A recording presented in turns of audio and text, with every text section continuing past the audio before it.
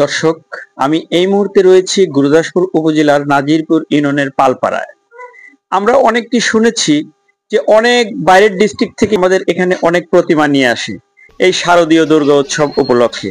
তো আজকে এই নাজিরপুর পালপাড়ায় এসে দেখতে পাচ্ছি আমাদের এই নাজিরপুর এই পালপাড়া থেকে কিন্তু অনেক প্রতিমা আমাদের জেলারও বাইরে চলে যায়, যেটা নওগাঁ, রাজশাহী বা দিনাজপুরের মতো জায়গায়।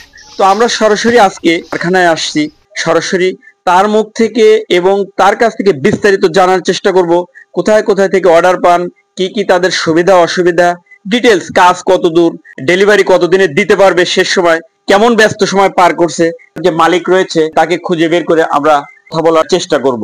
ভাই, আপনি কি এই কারখানার মালিক? নাম কি? আমার নাম কার্তিক কুমার পাল। আচ্ছা, এই প্রতিমা তৈরির কাজ আপনি কত বছর যাবত করেন?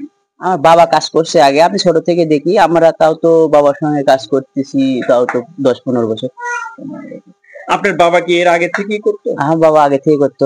আচ্ছা, এই প্রতিমার অর্ডার এবছর কতটি পেয়েছে? এবছরে 7টা। গতবার কতটি পেয়েছিলেন? গত বছর ছিল 8টা।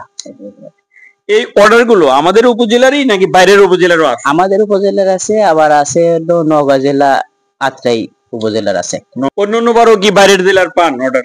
5 বছর আগে পাইছিলাম একটা ঈশ্বরদীর। আচ্ছা, এই প্রতিমা তৈরি এখন পর্যন্ত কোন পর্যন্ত হয়েছে? আপনি ডেলিভারি কতদিনে দিবেন?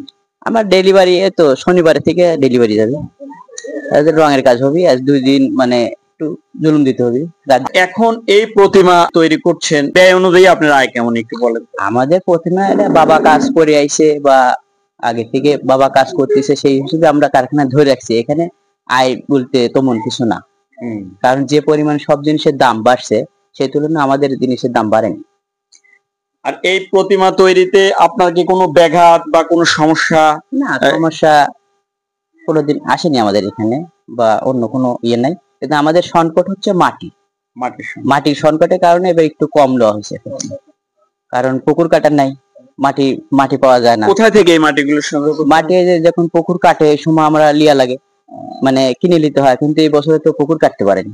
এই প্রতিমা তৈরিতে মূল মাটি আর কি দিয়ে এগুলো এই পর্যন্ত নিয়ে আসছেন? মাটি আছে, তারপরে খের আছে, মানে যেটা আউর আছে, বাঁশ আছে, আর যে গুড়া আছে, পাট আছে। আচ্ছা, এই যে এই নওগাঁর আত্রাই থেকে যে অর্ডারটা পেয়েছেন, এই অর্ডারটা, এই প্রতিমাটা কোনটা? নওগাঁ এটা যাবে, এটা হলো এটার বিল কত টোটালি? আপনার ওনারা ডেলিভারি কস্ট কত দিয়ে নেবে? এটা লেবি হচ্ছে 21,000 টাকা। 21,000 টাকা। তাতে আপনার কি পরিমাণ লাভ হবে বলে মনে করেন? লাভ বলতে কিছু না, তো মনিয়া হবে না, কারণ আমরা 3 জন, আমার কাকা আছে 2 কাকা, তারপরে আমার ভাই, আমরা মনে করেন 3 থেকে 4 জন কাজ করি। এটা কাজ করে আসি, তাই এর একটা সিজন যে প্রতিমা আমার পূজা হবে, বছর পরে একবার আসবি, কারখানা চালু রাখতে হবে, এই হিসেবে লাভের হিসেব নেই, হয়তো 2-4 হাজার টাকা এরকম থাকবে। আমি সারিবদ্ধ ভাবে আপনার এই ইয়েতে অনেকগুলো প্রতিমা দেখছি, এই কাজগুলো কতদিন যাবত আপনি করছেন? আমরা এবার কাজ শুরু হয়েছে প্রায় 2 মাসের মতো হচ্ছে। 2 মাস। দর্শক, আমি জানানোর চেষ্টা করছিলাম এই প্রতিমা কোথায় যাবে এবং কিভাবে তৈরি করে, কি কি কাঁচামাল ব্যবহার করেন। তো উনি জানাচ্ছিলেন শুধু রঙের কাজটাই বাকি, শনিবার নাগাদ হবে। আর শারদীয় দুর্গা পূজা রবিবার থেকে শুরু। কিন্তু খড় এবং মাটির কাজ সমাপ্ত হয়েছে, একটু রং করলেই কিন্তু কাজ শেষ হয়ে যাবে। শনিবার নাগাদ উনি ডেলিভারি দিবেন, এমনটাই আমাদেরকে জানিয়েছেন। তো আপনাদেরকে আরো একটু আমি জানিয়ে রাখি, এই উপজেলায় দুর্গা উৎসব 2025 উপলক্ষে 33টি পূজা মণ্ডপের নির্ধারণ করা হয়েছে। পৌরসভা সহ আমাদের 6টি ইউনিয়ন রয়েছে। এগুলো আমি সরাসরি পরবর্তীতে কোথায় কোন কোন স্থানে হচ্ছে সেটি জানিয়ে দেব।